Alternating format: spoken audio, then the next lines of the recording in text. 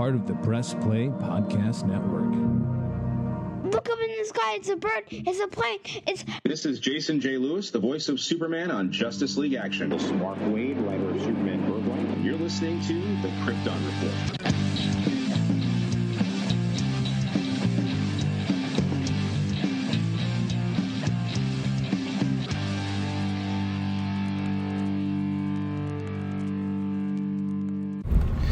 Hey, welcome to the podcast of Krypton Report. I am your host, Tyler, the Superman of Blue, the Man of Tomorrow. And this segment was going to be just little bits, but it ended up being a whole conversation. This is Thoughts with Tyler in the Car. That's right. There's been a lot of shakeup and conversations in DC, and I just had a lot going on in my brain. And I just started making little comments into the phone, and then it turned into a full-on conversation. Enough to be its own episode, but just Thoughts with Tyler in the Car, episode of Krypton Report. Enjoy. Just driving around, hanging out with my Sayla. Got some thoughts. With James Gunn now heading DC Studios, is there a perchance a way to get the air cut? Maybe. Also, deep thought. Here's my pitch. Pitch number one. The Flash has a post-credit scene with Supergirl, and it also has Leslie Grace show back up as Batgirl. All right. Then, what we do is we get the cast back from Batgirl, and we just kind of remake the Batgirl movie, but this time it's a Batgirl-Supergirl movie. That's pitch one. Pitch two is we make a sequel, a proper Birds of Prey film, that they recruit Batgirl, or she joins the team, and it's Leslie Grace. So we get her back into the fold and let her shine as the character she was working on. That's my two pitches, just things to think about.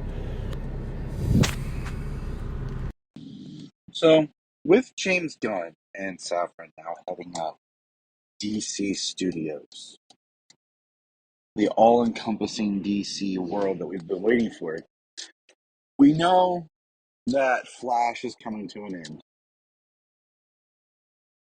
So what does that mean for the other shows? Hopefully Gotham Knights is canceled. But the idea that will Gunn serve as this overarching producer that's going to take over too. We know that Peacemaker is the first and only TV series right now that officially connects to the DC films. Will we start to get that, all in connected world, or will everything get soft rebooted and still be in its own multiversal pocket? We have Titans season 4 coming up, Doom Patrol season 4, and we just had season 3 of Pennyworth come out. Will those shows all continue? We had theorized before that after these seasons that they'd probably be canceled by the way that Zaslav was getting rid of properties. The other big one being Superman and Lois and Stargirl. We were supposed to hear an update about Stargirl, what happens after season 3, which if you're not watching, season 3 has been amazing, and I feel like Stargirl's been the best DC show that not everyone has watched. But it's been a great show to watch alongside my son. And that's really all the live-action DC properties that we have at the moment. There's rumbles of other things starting, but at this point, if it's not actually been filmed or filming, I'm really not holding my breath on things unless it's been announced, such as, Superman projects in the future. So, TV-wise, we have Superman and Lois, Titans, Doom Patrol, Pennyworth, Stargirl, and then technically The Flash, but we all know that that's ending this season. So what's next for DC TV? We know Peacemaker will continue. It has a second season that we'll be working on. So what do we do? Do we make everything multiversal and exist in its own unique universe, continue? Or do we cut ties and kind of get everything in-house, one place? That's a good question. Um, the biggest thing was that's kind of what we had wanted with DC Universe was everything was coming there, and we lost so much. We lost Swamp Thing. That was a casualty of crap because that show was really good and had a lot of potential, and we lost it. We've lost a lot of where things are, so to speak. Like recently, okay, Gotham is on HBO Max. It's back home, quote unquote. I think Constantine, the series, is still at CWC, I think it is, streaming. But let's get that, I guess, to HBO Max. Let's get everything in one hub. That's just me. I want all my DC in one place. Like Smallville's on Hulu. And see, there's still shows that aren't on a platform, like Superboy's on Tubi. Uh, the old Batman 66 is there. The Adventures of Superman is not streaming. So let's really puff up DC and get everything back in one place to stream. And their animated stuff. Like Justice League Action, Crypto the Superdog, Legion. These are all things I can feel on the top of my head in this early hour as I'm recording this, as I'm driving. I feel like if we have DC Studios proper, maybe we can get everything together. Maybe, just maybe, we'll start to feel more together. I mean, everyone makes the DC and Marvel comparison, yes. But Marvel has their films and their TV. And now, all their TV is on Disney Plus. They've streamlined it to one place. And that's what I'd like to see with uh, with DC, is all one place. I know that there are contracts that were signed with Netflix for shows such as Flash, Arrow, Legends, and Batwoman. No, not Batwoman. My mistake. Black Lightning. So when those contracts expire, whatever those dates are, they'll most likely migrate over to HBO. Batwoman was the first show that premiered directly on HBO and didn't go to Netflix. So I'm interested to see, if on the other side is like, will Berlanti have any play in like running a television division of DC Studios and just kind of reboot and retool everything under that guidance kind of thing? Like James Gunn's the head, and then you have a television division of this DC Studios. Excuse me. Or is Berlanti just ready to step aside and be done? He did his epic television work, and he's like, hey guys, I'm done. I check out. Don't know. All things to ponder as we move forward. I'm excited, but I go with a grain of salt on everything. We maybe where things go, because we know that right now the whole DC Studios thing doesn't include the Batman, and basically I think the entire the Batman world. I think that's like in its own pocket thing. I don't think it falls under the DC Studios, but it's not incorporated in the interconnected, which we all knew these things, but from a business side. Same thing with Joker and its sequel, which is fine. I mean, that's cool. I don't mind that at all. But it's how connective do they want things to be?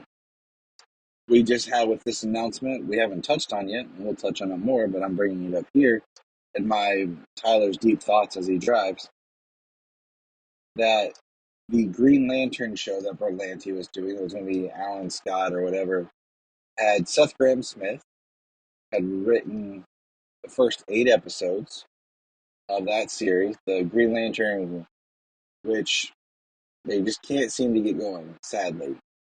Sadly. And it's been retooled, shelved, stopped. And it will now just be a Green Lantern John Stewart led show. Okay. And they're starting to see on the internet the rise of get Wayne T. Carr back, who filmed scenes as Green Lantern for Zack Snyder's Justice League that was never produced. Scene. Okay. My biggest thing is I think with Lanterns it would be awesome to be an anthology type show because you have so many Earthbound Lanterns that people want to see. We have Hal, Guy, and I think that having a show that would help encompass all of them as a core would be neat. I mean, I've always thought back about the 90s X-Men cartoon, how I'd watch an episode and there'd be certain X-Men in it, others weren't in it, but there was never any explanation of why they weren't there. So I always thought that could be kind of an interesting way of doing maybe not exactly an anthology show, but like a show that has all the lanterns and we're with different ones at different times. I think that could be exciting. I don't know. Just Green Lantern's a property that they just haven't been able to seem to get to work.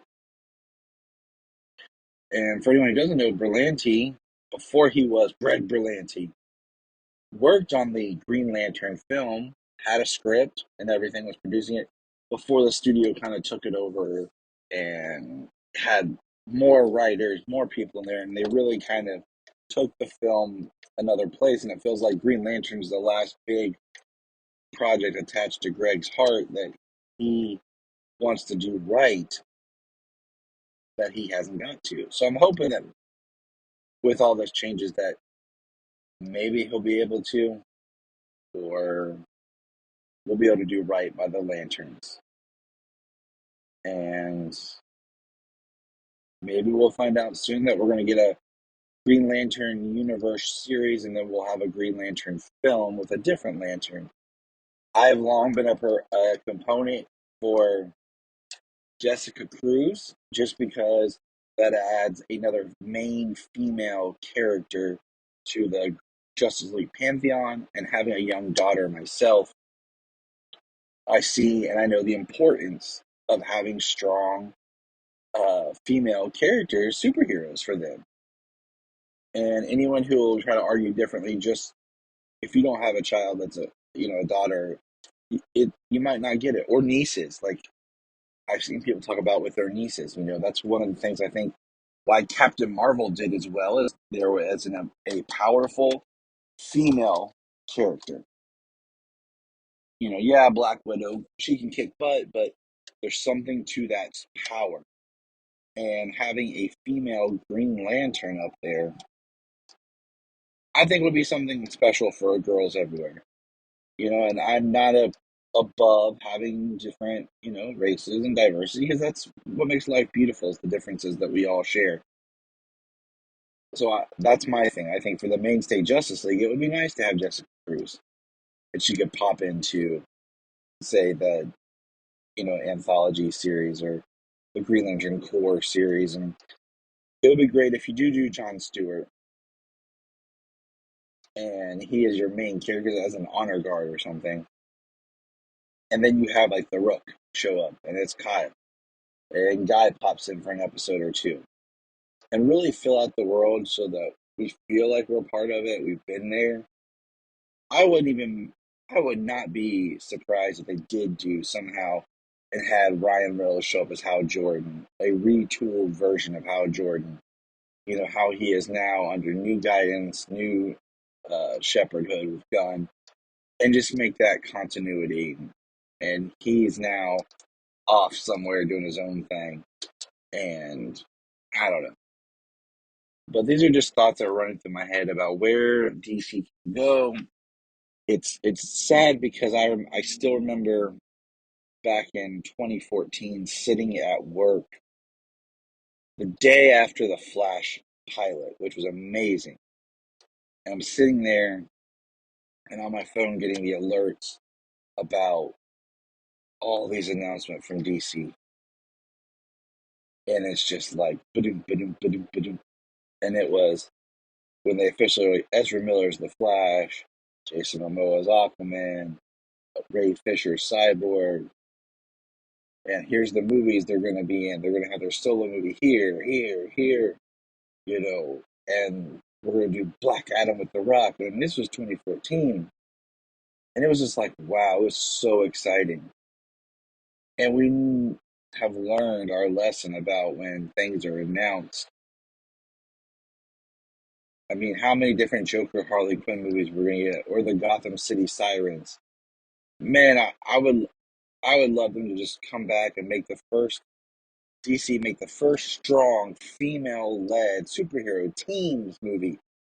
And like my pitch, I said, boom, this is it. Pitch 3. The Birds of Prey versus the Gotham City Sirens. It's a pseudo-sequel to The Suicide Squad because it will continue Harley Quinn's journey.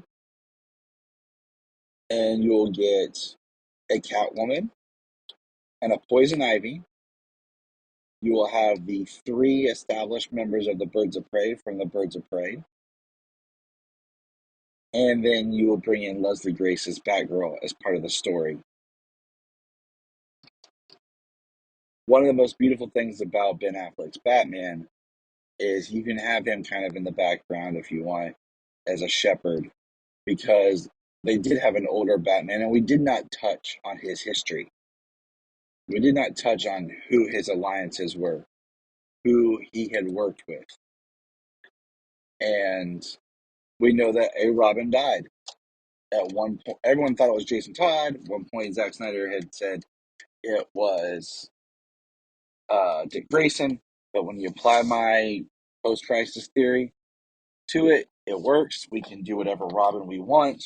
It could be Jason Todd. We could do a Red Hood movie if we had, say, Affleck. If not, you know what? Let's do Batgirl and bring her in and just kind of allude to being trained or however we can connect it to the Flash. And let's do a film where it's all female-led superheroes. Once again, my daughter was pumped for the Batgirl film. That never happened. And it really upset her.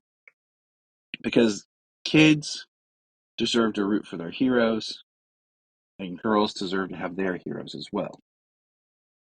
Well, I don't know. What are your thoughts on the idea of Gotham City Sirens and Birds of Prey as a film? Pitch 4. I think what would be really neat, since we only have one show operating in the DCEU as of right now, we're supposed to be getting that Amanda Waller show, and yes, I'm saying DCEU until they name it something else. I have often not used that term because it's never been made official, but whatever, I'm tired. I think doing a show called DC Showcase would be really cool. Basically, every episode is another short in the DCEU world, filling in some of the gaps and stories that we've kind of wondered about. Here's some examples. If we continue on from Zack Snyder's Justice League, and hold that thought real quick, let's do a story where Martian Manhunter arrives.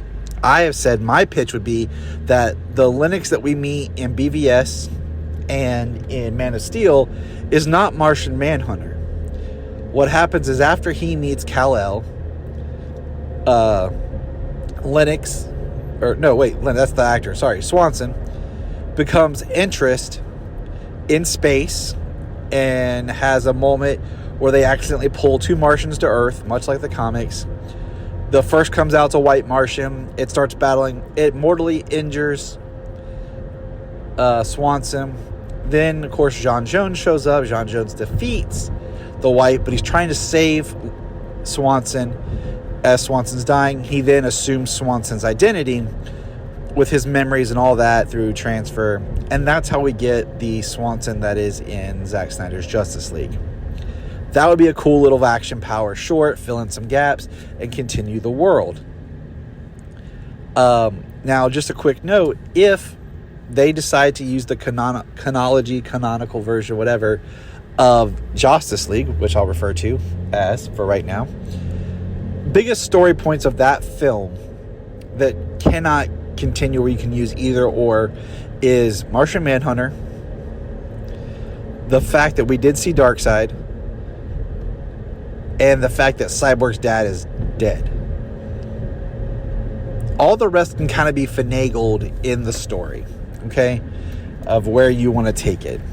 But those points are the biggest ones right off the top of my head. It has been a while since I've watched Justice League.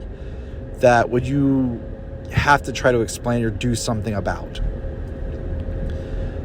Now, the other idea for the DC Showcase series, and of course it's going to be a HBO Max, because we want a high quality production value. Maybe a fun little heist story about how Harley Quinn got locked up after Birds of Prey into how she got to appear in the Suicide Squad. That could be a fun little Harley hijinks type film. It could be fun. And there's a lot of ways you could do it depending on where you want to go.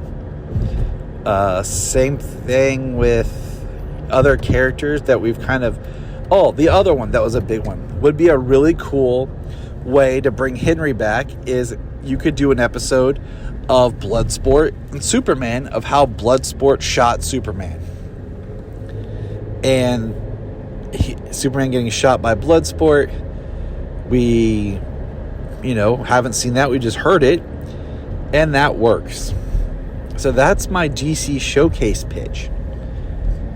Now, another thought that I had while doing this deep thinking podcast here is Constantine. We're supposed to be getting a Constantine sequel with Keanu Reeves, and that would play into the multiverse, but where does that fall? Is the DC films, is James Gunn overseeing kind of everything, and then these, non-connected films, he's like, hey, you just do your thing? So that would be, like we talked about, the Batman universe and the Joker sequel. So would Constantine 2 just fall into that? Just a thought here. For those of you who have not heard this speech before, I'm going to throw it back out there because I do think with the recent announcement of James Gunn taking over, it is a way to really make everything work tonally. I'm a big lover of continuity and tone and some sort of a balance. And with the way that the DC films started, I feel in many ways that a lot of people share my idea that the tone and the balance doesn't always work. I get it. Totally do. But here, and I've said this, and this is my headcanon, you can argue it, but it works.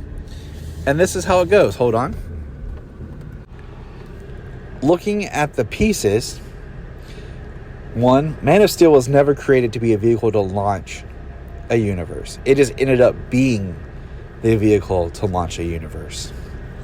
So look at it like this. Historical timeline, however you want to look at it.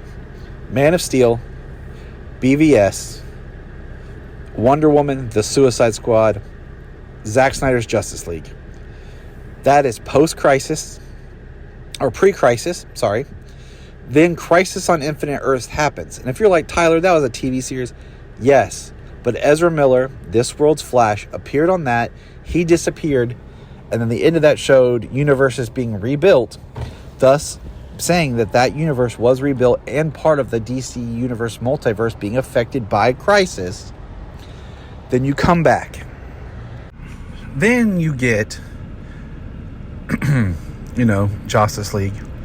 After that, Aquaman, Shazam, Birds of Prey, The Suicide Squad, Wonder Woman 1984, Black Adam, and Shazam! Fury of the Gods. And then pretty much Aquaman 2 and the Flash movie, which then could change continuity again, but we'll just stop right there. And if you listen to the dialogue in Aquaman, it matches up. with the one-off comment about Steppenwolf that happens. Also, the only thing that you really have to argue about then, which can still be worked on in upcoming films with story, is Black Adam's origin that's kind of hinted at and spoken about in Shazam compared to what they say in Black Adam. Now, in Black Adam the film, they do kind of chop it up enough that him releasing the sins is still possible, because they do give us this kind of shorthand vague of what he did after gaining the powers and fighting and conduct, blah, blah, blah. It can all work still. So that is how I choose to look at my films, to argue with the tone and things like that. It also helps with connections between different films, because we had this event where things do line up, but they're not perfect, and things are a little bit brighter and more tonally. And we also have to factor in character evolution. Now, character evolution is a big thing, especially with Superman. People are complaining that he was too bright or too hopeful, and Henry Cavill has spoken about how he wants to be a joyful Superman. That's the arc of coming back from being dead. Any way you look at it, a joyful Superman does not say Justice League Superman. That's just the kind of arc that he would have no matter who took over, after being dead and coming back and embracing who he is with a new team of friends, a new team of heroes. So that is how I choose to look at the films. It works. I like it. It really helps so you're not arguing too much about, well, they said this in Suicide Squad, but it doesn't work over here. Or, remember when this happened, but why didn't they talk about this? Well, just apply the crisis and it works. Last thing to say, I'm happy with DC news. I love seeing something positive moving forward. I have a love for these characters that goes really deep, more than any others. It's just kind of ingrained in my life since I was a child. And it's just nice to feel some positivity. And I'm tired of toxic fandom. I always choose to be like Henry and be hopeful, even in signs of downtroddenness and I can't even talk anymore, guys. It's always good to be hopeful, and I'm hopeful for a bright future. James Gunn has never really stepped into this kind of role, but looking at his career and where it's gone, from writer to director to producing things, he always has had a love for comic books and this type of world. He's played on both sides, and I feel like in an evolutionary point, this is a unique way of taking a job and splitting it between two people, one more of the creative, one more of the business, and it's the next evolutionary step in his career. I have liked James Gunn's films. I think his best work is probably Guardians of the Galaxy 1. He's written some fun stuff, and we know that with writers, you might write something amazing, but once it gets on set, things can be changed, dropped, retooled, cut, or rewritten by another writer. So he's, had issues where he wrote Scooby-Doo movies, which I find them both enjoyable. And I don't suspect that he's going to put his flavor in everything. I think he's going to be a very creative person and let other creative people do their work, and he'll understand the process as a director himself. I mean, look at even his producing when he did Brightburn, an original kind of idea of an evil-esque Superman, which even that universe I think could have been a fun horror alternative to these superhero comic book movies that we've been in. And I wish they got expanded more. I have hope, man, and that's all I can say. I don't know the guy personally. It seems like he's worked well with a lot of people, people that seem like genuinely good people, and we'll see what happens. We got a few things in the pipeline. Maybe soon we'll find out what's going to happen to Blue Beetle. I told you guys before, my guess is 2024, because there's not really anything coming for 2024. Maybe we'll find out more about what plans are for Wonder Woman 3 and what that's going to do, or we'll get some announcement of another Justice League film. That would be really epic, shoot for like 2025 or something. But the future is hopeful, and that's what we can say. So let's cling to that. And I look forward to hearing your thoughts. Please send a message to our Twitter, Facebook, Instagram if that's your thing. Or just good old-fashioned email, kryptonreportpod@gmail.com. Give me a shout. I'll read it online. I love having conversations with our fans. And if you're ever interested in being on Krypton Report, shoot us a message because we love talking to fans. You guys have heard people pop in. They were just people we talked to on Twitter. That was like we invited on, and they become friends and collaborators. You can join that group. So hit us up, and remember. Look up in the sky. We just want to say if you've enjoyed this podcast, please check out other podcasts on the Press Play Podcast Network.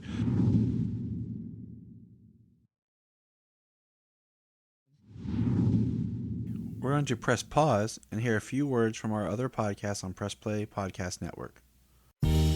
Hello, Brooks here with the Books with Brooks monthly book club podcast. Here's how Books with Brooks works. We read one book a month and then we talk about it. Classics like Stephen King's The Shining, debut novels like We Are the Brennans by Tracy Lang, and tons of other compelling, life-changing stories, one book and 1 month at a time. So come read along with us and then listen in. If you are like Tyler and James and can't get enough super talk, check out these other podcasts. Digging for Kryptonite, Supergirl Radio, The Last Sons of Krypton, the Superboy Legacy Podcast, All-Star Superfans, Superman the Animated Podcast, The Aspiring Kryptonians, Always Hold On to Smallville, The Geek of Steel, and Truth, Justice, and Hope. Remember to check out Krypton Report on all social media platforms. Go to linktree.com/Krypton Report. You find out all of our information. $1 a month. You'll get extra special content that you don't get on the main show, like movie commentaries and whatever else comes out of our mouths. So check it out, patreon.com/Krypton Report. This is Dan Jurgens, and if you want to have a good time, keep listening to the Krypton Report.